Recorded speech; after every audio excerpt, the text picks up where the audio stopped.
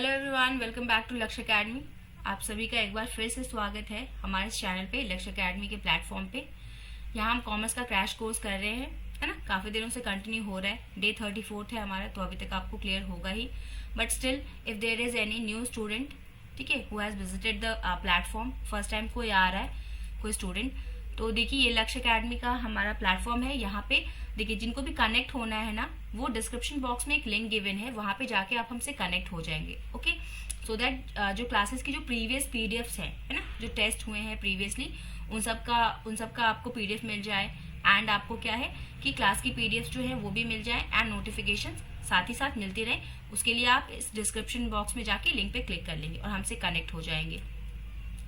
If any student want to have a detailed classes और detailed explanation on the topics, तो वो क्या है, हमारा कॉमर्स का कॉम्प्रिहेंसिव बैच ले लेगा। Okay, detail classes, mock test, live and recorded classes, PDF and doubt sessions, ये सारी चीज़ें आपको वहाँ पे अवेलेबल है। डिस्काउंट है, ठीक है, 22% का डिस्काउंट है।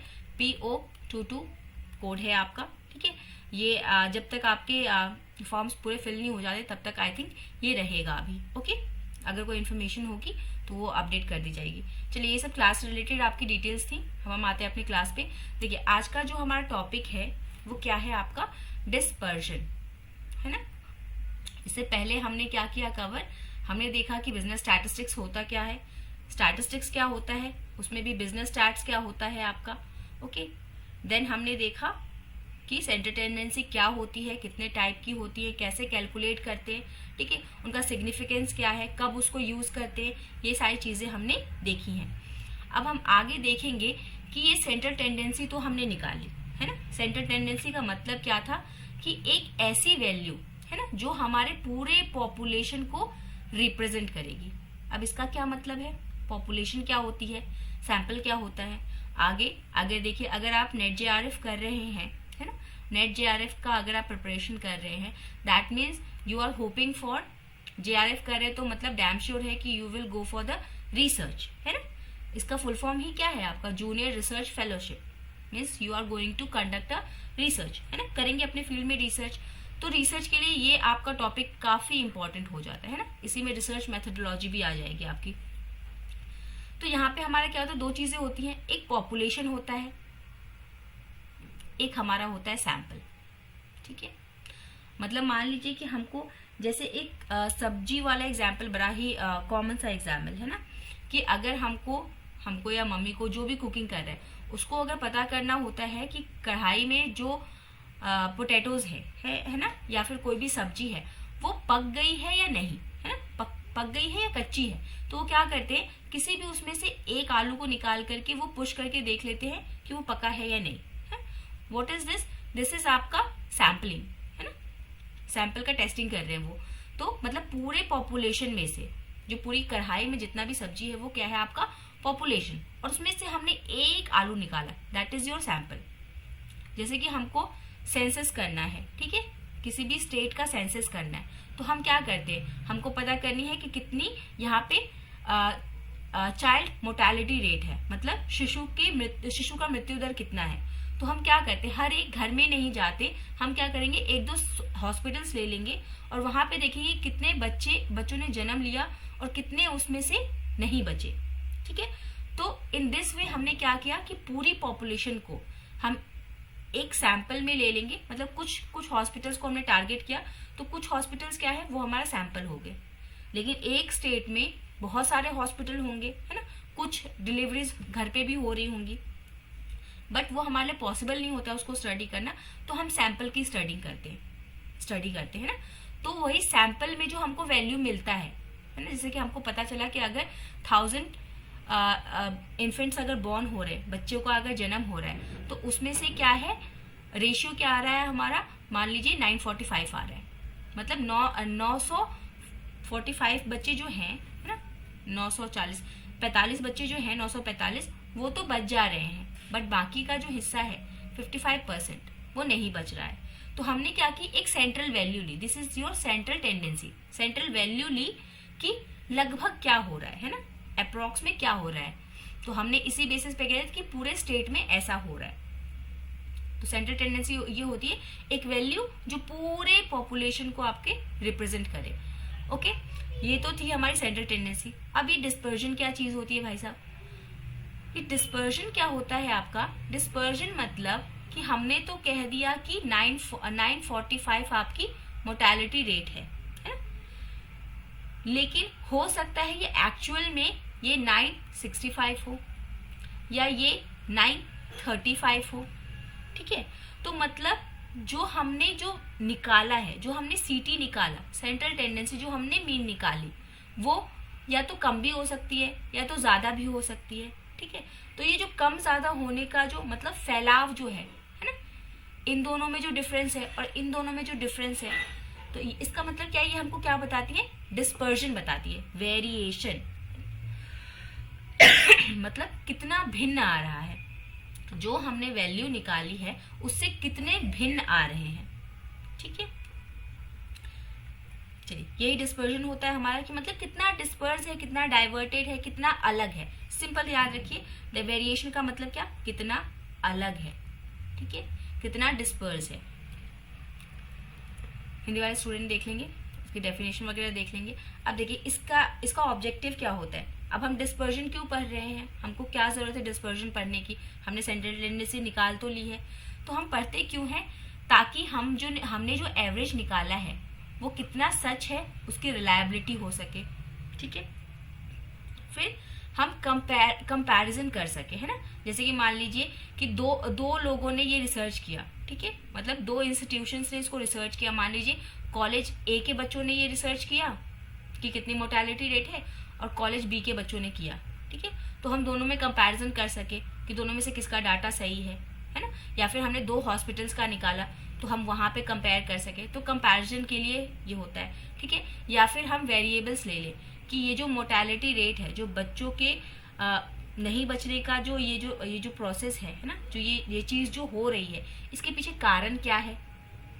तो इन सब चीजों के लिए क्या है, हमें आपका डिस्पर्जन पढ़ना पड़ता है। जैसे कि आपको एक एग्जाम्पल याद दिलाएं, है ना। हम यहाँ पे अपना कॉस्ट में करते हैं ना, कि हम क्या करते हैं, एक स्टैंडर्ड सेट करते हैं और फिर एक्चुअल रिजल्ट से उसको कंपेयर करते हैं। तो यहाँ पे हम क्या करते हैं, कंपैरिजन में क्या हम देखते हैं कि स्टैंडर्ड से कम या ज्यादा तो नहीं हुआ है, फिर हम करेक्टिव मेजर्स लेते हैं। तो मान लीजिए उसी तरीके से, मान के लीजिए उसी तरीके से आप कंपैरिजन के लिए इसको यूज करते हैं डिस्पर्जन को। देन हम इसके बेसिस पे, डिस्पर्जन के बेसिस पे और भी चीजें पता कर पाते हैं, जैसे कोरिलेशन कि दो जो आपके वेरिएबल्स हैं, दो जो घटक हैं, है ना।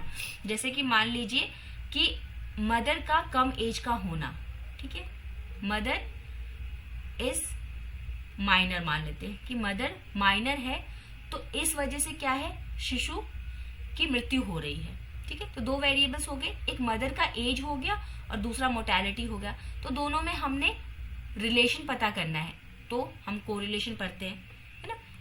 ये हमको इसलिए हेल्प करता है, रिग्रेशन में हेल्प करता है, टेस्टिंग ऑफ हाइपोथेसिस में हेल्प करता है डिस्पर्जन, ठीक है। तो इसलिए भी इसको पढ़ना जरूरी है। क्वालिटी कंट्रोल के लिए इसलिए भी हमको पता करना है कि कितने हम सही हैं, है ना, उसके लिए भी जरूरत पड़ती है,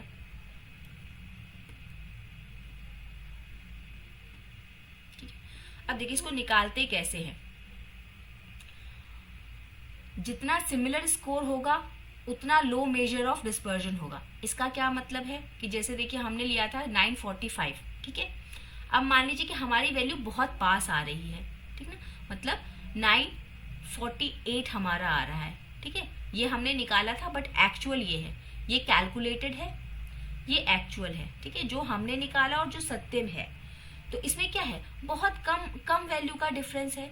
तो हम क्या बोलेंगे कि जो डिस्पर्जन है वो बहुत कम है, लो मेजर ऑफ डिस्पर्जन, क्योंकि स्कोर्स बहुत पास पास है। यही अगर मान लीजिए 1050 आ जाता तो क्या है, वैल्यू में बहुत अंतर है, तो हम क्या बोलेंगे, less similar higher measure of dispersion. जितना वैल्यू दूर रहेगा उतना क्या है, हायर डिस्पर्जन है, ओके। अब मेजर्स ऑफ डिस्पर्जन क्या होते हैं, डिस्पर्जन को हम कैसे मापते हैं, कौन कौन से तरीके हैं जिनसे हम मापते हैं। फर्स्ट है आपका रेंज, ठीक। जैसे रेंज होती है कि यहां से यहां तक वैल्यू है, बीच में हमारा कहीं सेंट्रल टेंडेंसी है और वैल्यू इतने रेंज में फैली हुई है। जैसे मैंने आपको कहा कि 930 भी आ सकता है और 1050 भी आ सकता है। तो दिस इज द रेंज कि सेंट्रल टेंडेंसी से वो कितना कम और कितना ज्यादा, मिनिमम टू मैक्सिमम रेंज क्या है ना। ऐसे ही निकालते हैं हम कि higher value minus lower value, ठीक है, वो क्या देगा आपको, रेंज देगा। मैक्सिमम वैल्यू और मिनिमम वैल्यू में जब डिफरेंस निकाले तो वो हमको क्या बताएगा, रेंज बताएगा। Range of what, range of dispersion, कितना डिस्पर्स्ड है, कहां से कहां तक वो फैलाव है उसका, वेरिएशन का, वो हमको बताएगा। ठीक है, अब देखिए रेंज क्या है आपकी, एक्सट्रीम वैल्यूज पे डिपेंड करता है। हमने प्रीवियस क्लास में डिस्कस किया है कि what is extreme value, extreme values क्या होती हैं। ठीक है, तो your range depends on extreme values, है ना। एक्सट्रीम वैल्यूज के बारे में तो वो हमको बता रहा है कि मिनिमम और मैक्सिमम कितना है। तो हमने इसमें क्या किया, अब देखिए गैपिंग बहुत ज्यादा हो गई तो एक्यूरेसी क्या है, अगर गैपिंग ज्यादा होती है तो एक्यूरेसी आपकी कम हो जाती है। इस प्रॉब्लम को दूर करने के लिए हमारे पास क्या नया तरीका आया, हमने एक और नया तरीका निकाल लिया, हमने क्वार्टाइल्स निकाल लिए। ठीक है, अब क्वार्टाइल क्या होते हैं, क्वार्टर, जिसको हम तिमाही बोलते हैं हिंदी में। तो हमने क्या किया, अपनी वैल्यूज को क्वार्टर्स में डिवाइड कर दिए, first quarter, second quarter, third quarter and fourth quarter. ठीक है, Q1, Q2 और Q3। ठीक है, इसमें 3 वैल्यूज आती हैं, Q1, Q2 and Q3। Okay, जो बीच में होता है आपका, मतलब आपका Q2, अगर हम इतनी की स्टडी करते तो उसको हम क्या बोल देते हैं, इंटर क्वार्टाइल। ठीक है, मतलब क्वार्टाइल को हमने 2 भाग में बांट दिया, 1 एंड 2। ठीक है, जब कोई इंटर क्वार्टाइल बोलेगा तो उसका मतलब क्या समझना है आपको, कि ये जो लाइन है, ये जो हमने अपने पूरे आंकड़ों को जो हमने 4 भागों में बांटा है उसका आधे की बात कर रहा है वो। ठीक है, इंटर क्वार्टाइल। एंड क्वार्टाइल मतलब ये 1, ये 2, ये 3, ये 4, मतलब एक एक क्वार्टर्स की बात कर रहे हैं हम। ठीक है, देन थर्ड तरीका आपका आता है पता करने का, वेरिएंस। ठीक है, वेरिएंस मतलब क्या, जो हमने अभी बात की कि हम एक एक का डिफरेंस निकालेंगे, है ना। जैसे मतलब अगर हमारे पास ये, इसमें हमने क्या किया, मैक्सिमम टू मिनिमम कर लिया, इसमें हमने 4 पार्ट में डिवाइड कर लिया। अब यहाँ पे हम क्या देखेंगे, हर एक वैल्यू का मीन से अंतर देखेंगे। जैसे अगर हमारे पास 50 लोगों का आंकड़ा है ना, मान लीजिए 5 का हम ले लेते, 930 है, 935 है, 900 मान लीजिए 50 है, फिर आपका 1000 है, फिर 1025 है। ठीक है, इस तरीके से। तो अब हमने जो मीन निकाला है 945, अब हर एक का देखेंगे कि कितना उसका डेविएशन है, कितना वो डेविएट कर रहा है। मीन डेविएशन, स्टैंडर्ड डेविएशन और वेरिएंस, इसमें हम 3 चीजें देखते हैं। ठीक है, तो ये आपके क्या हो गए, मेजर्स ऑफ डिस्पर्जन, कैसे हम डिस्पर्जन को नापते हैं। ठीक है, रेंज, अर्ध अंतर, ठीक है, इस तरीके से ये मैंने आपको बता दिया है रेंज आप कैसे निकालते हैं। देखिए एक और चीज यहाँ पे आप ध्यान रखिएगा, ये शायद स्लाइड में डालना भूल गया, जो आपका डिस्पर्जन होता है ना, ये डिस्पर्जन आपका 2 तरीके का होता है। एक होता है आपका एब्सोल्यूट, ठीक है, और एक होता है आपका रिलेटिव। ठीक है, एब्सोल्यूट मतलब क्या, कि देखिए रेंज आपका एब्सोल्यूट है, क्वार्टाइल है, मतलब जितने भी हमने अभी पढ़े ना, अभी जो पीछे वाले स्लाइड में देखा, वो सारा क्या था, एब्सोल्यूट मेजर्स थे आपके। डिस्पर्जन को नापने के एब्सोल्यूट मेजर, ऐसे पूछता है कि which of the following is absolute measure of dispersion, which of the following is relative measure of dispersion। ठीक है, तो रिलेटिव वाले में क्या होता है, जैसे यहाँ पे कोफिशिएंट ऑफ रेंज लिखा है ना, इसका क्या, देखिए यहाँ पे लिखा भी है, it is a relative major of dispersion. जब भी कोफिशिएंट लग जाएगा ना रेंज के आगे, या आपका क्वार्टाइल के आगे, स्टैंडर्ड के आगे, जब कोफिशिएंट लग जाएगा तो इसका मतलब क्या, कि हम रिलेटिव की बात कर रहे हैं। रिलेटिव मतलब क्या, कि किसी के संदर्भ में। जैसे अगर हम बात करें कोफिशिएंट ऑफ रेंज, देखिए यहाँ पे लिखा है कि रेंज हम कैसे निकालते थे, मैक्स माइनस एक्स मिनिमम, ये हमको क्या बताता था, रेंज बताता था। अब इसी का अगर हमको कोफिशिएंट निकालना है, ओके, तो हम क्या करेंगे, ये साइन उल्टा कर देंगे और इसी चीज को फिर से लिख देंगे, मैक्स प्लस एक्स मिनिमम। ठीक है, तो ये हमको क्या बता देगा, कोफिशिएंट ऑफ रेंज बता देगा। इसी तरीके से इंटर क्वार्टाइल, ठीक है, और क्वार्टाइल डेविएशन, क्वार्टाइल डेविएशन का फॉर्मूला क्या है आपका Q3 माइनस Q1, अभी आपको बताया Q1 Q2 Q3 क्या होते हैं, ठीक है। Q3 minus Q1 divided by 2 करते हैं तो आपको क्वार्टाइल डेविएशन मिल जाता है। और वहीं पे अगर कोफिशिएंट ऑफ क्वार्टाइल डेविएशन निकालेंगे तो देखिए फिर से वही बात है, यहाँ माइनस का साइन था और अपॉन में आप क्या करेंगे प्लस कर देंगे, तो आपको क्या मिल जाएगा कोफिशिएंट ऑफ क्वार्टाइल डेविएशन मिल जाएगा। Okay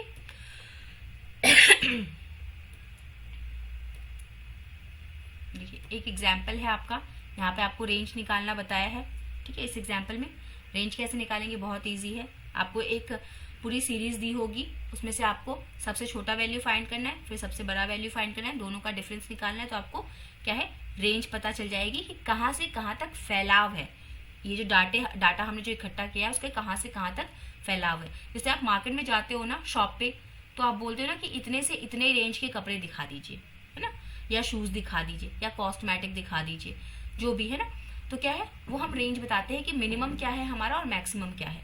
okay, when to use range, हम रेंज कब यूज करते हैं, जब हमारा डाटा ऑर्डिनल होता है तब यूज करते हैं। ऑर्डिनल क्या होता है हम डिस्कस कर चुके हैं। You are representing your result to the with the little or no knowledge of statistics. हमने कहा ना कि यहाँ पे हम क्या है, हम बहुत जो यहाँ पे संभावनाएं होती हैं गलत होने की वो ज्यादा होती है, क्योंकि हमारा डाटा का फैलाव जो है सिर्फ एक्सट्रीम पॉइंट्स पे डिपेंड कर रहा है। ओके देखिए अब क्वार्टाइल देख लिया, रेंज देख लिया, कल हम यहाँ से पिक करेंगे और एक दो न्यूमेरिकल भी देख लेंगे छोटे छोटे, ठीक है। ज्यादा कोशिश करेंगे कि न्यूमेरिकल के थ्रू ही आपको ये बता दें हम, ठीक है। चलिए फिर इसी के साथ thank you everyone, have a nice and wonderful day and keep revising the previous topics. जो टॉपिक्स हो गए हैं उसको प्लीज रिवाइज करते रहिए, उससे रिलेटेड PYQs करते रहिए, अदरवाइज सारी चीजें निकल जाएंगी, कोई फायदा नहीं होगा, है ना। तो keep revising. Thank you for joining the session, have a nice day.